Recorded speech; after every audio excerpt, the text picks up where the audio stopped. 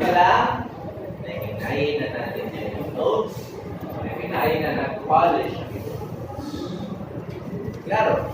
Claro, easy.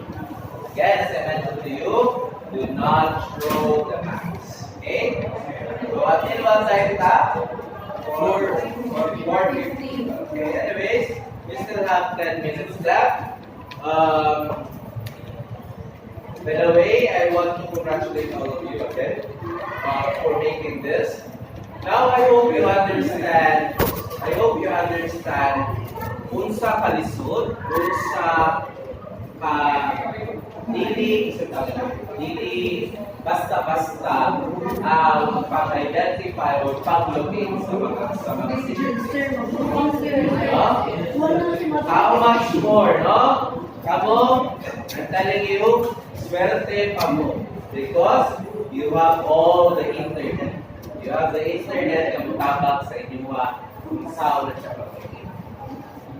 Way back, they need to go to that place to identify, to clarify, to verify if that place existed or not. You have one search away. Congratulations! I hope you will understand. And this activity, I hope this will be a lesson for you that you will not judge a religion. No, you will not judge a religion. You will not judge a religion because of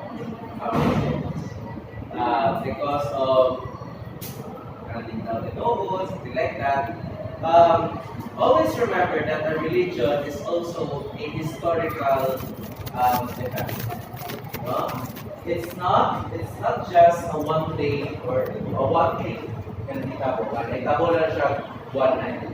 Those religions, especially the 8 religions that I presented to you, have their own history. And that is the reason why dili na siya maguba-guba.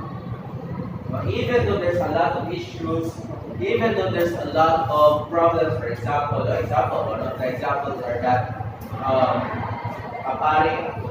paring daw, maniac, something like that, or a church leader murdered someone. Those things cannot affect actually the religion. Why? And I will be discussing that to you later on in the positive and negative energy.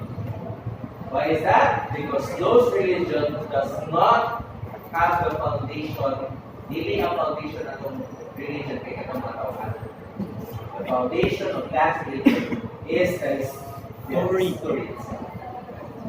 O na ang rason, hindi maguba-guba.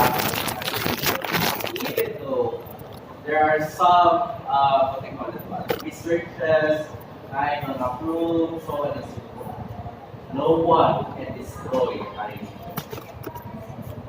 But someone can lose their faith because of the people inside a religion. I hope you learned something from that, okay? Anyways, since I enjoyed your presentation, I'll be leaving Ed. Prepare. Ano din ba yung gusto ko? Gamit college, sir. College, sir.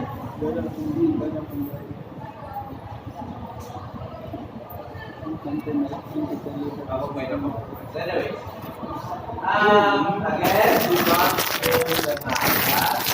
Maligo lang. Ilabay mo.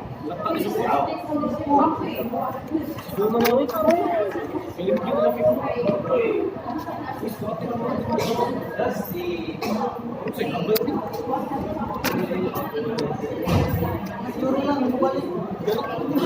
Okay, any question? None? Again, karon pala, by the way, we are done making the exam. The exam is actually quite difficult. Most of them are situational. Okay?